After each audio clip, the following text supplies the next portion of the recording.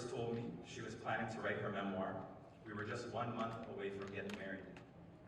We had a wedding to plan and a house to furnish. So the last thing I was expecting was to be presented with a new project. But when she spoke about it, she described each part of her life like it was the season finale of your favorite drama. She painted vivid pictures with her words. She broke her story into chapters, each one filled with meaning, lessons, and purpose. I remember thinking to myself, this is something that I can get behind. And more importantly, this is something that Africa needs. Not just any book, but a memoir by a young, accomplished, intelligent Rwandan woman.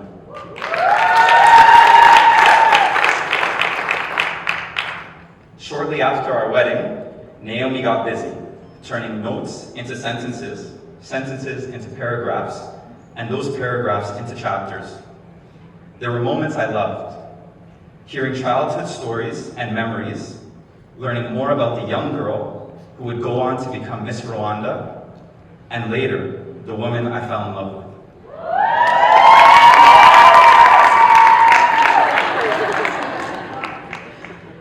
It felt like I was being invited into pieces of her life that shaped who she is today.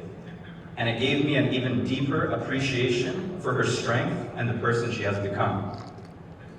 From my perspective, to know and understand my wife more deeply has made all her hard work worth it.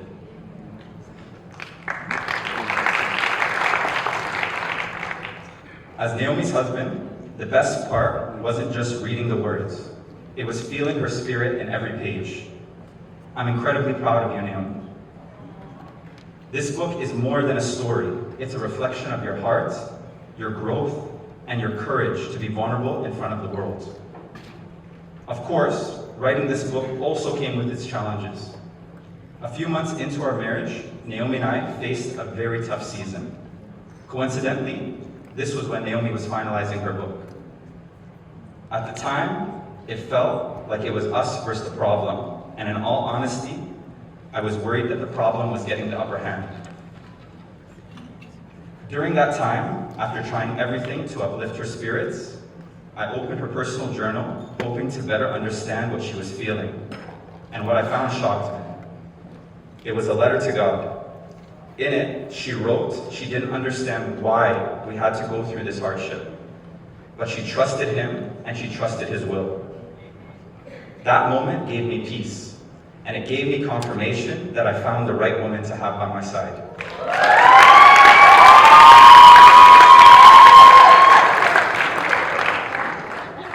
In More Than a Crown, Naomie outlines in detail how she got over many challenges in her life, and I hope this book inspires every reader that they can overcome obstacles, any obstacle standing in their way.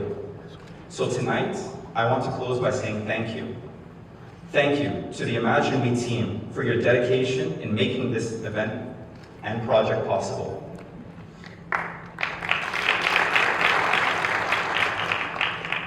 Thank you to the sponsors, our production teams, and organizations who donated books for believing in Naomie's story. Thank you to everyone who showed up to this book launch.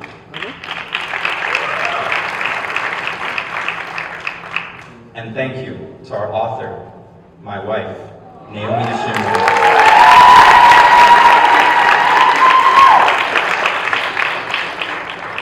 For always having the courage to be yourself and inspiring everyone around you to do the same. Thank you, everyone. Have a great evening.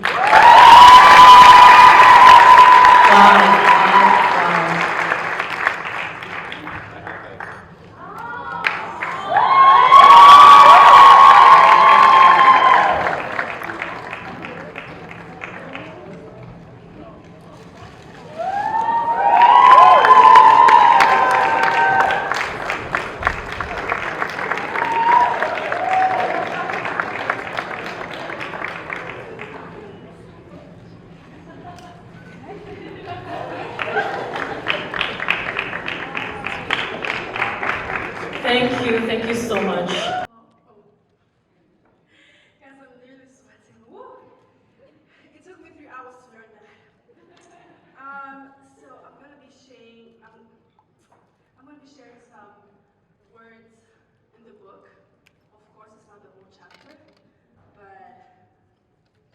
have the book, you're going to see.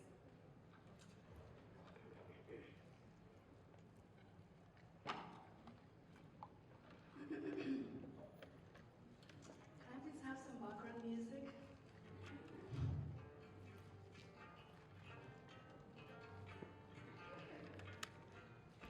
We had always talked about having children. I've always wanted to be a mother, even before I got married.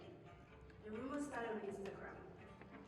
In Rwanda, they often joke that the gestation period is only 6 months, as it's suspiciously whispered that the weddings are bought on pregnancy. Not only does this distract from what should be one of the happiest days of one's life, but it also puts a lot of pressure on the couple on a subject that should be no one else's business. A pressure that you can't beat. You're either too pregnant or you're not pregnant enough. She's getting married because she's pregnant. What a shame. Then I got married and my belly stayed the same size. Now they started zooming in and out. The soul don't change at all. They realized I wasn't pregnant. Now the narrative changed. Why isn't she getting pregnant? Why are you giving us a baby? Do you think you should get checked by the doctor?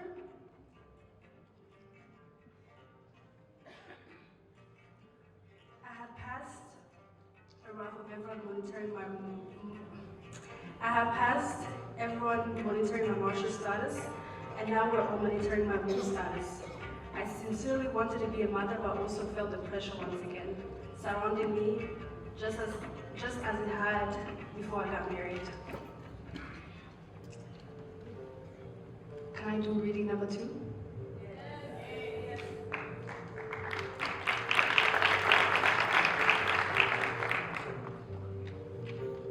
When I look back at my short life, I almost can't believe all that I walked through in so little time. From the outside, people see the crowns, the titles, and the bright lights and the smiles. The influencer career that sounds like fun and games, but is a serious business like any other. But what they don't see are the tears behind curtains, and the silent battles, and the scars I carry in places no one claps for. I've had days when I wanted to give up, days when I thought this is too much, I can't make it. I've been bullied, judged, misunderstood. I've carried shame for things I couldn't control. I've endured whispers, opinions, and expectations that weighed heavier than I could bear. I've stood on stages as a Miss Rwanda smiling for the cameras, while inside I felt small and broken. I've walked into rooms where I was celebrated, yet deep down I questioned if I even belonged there.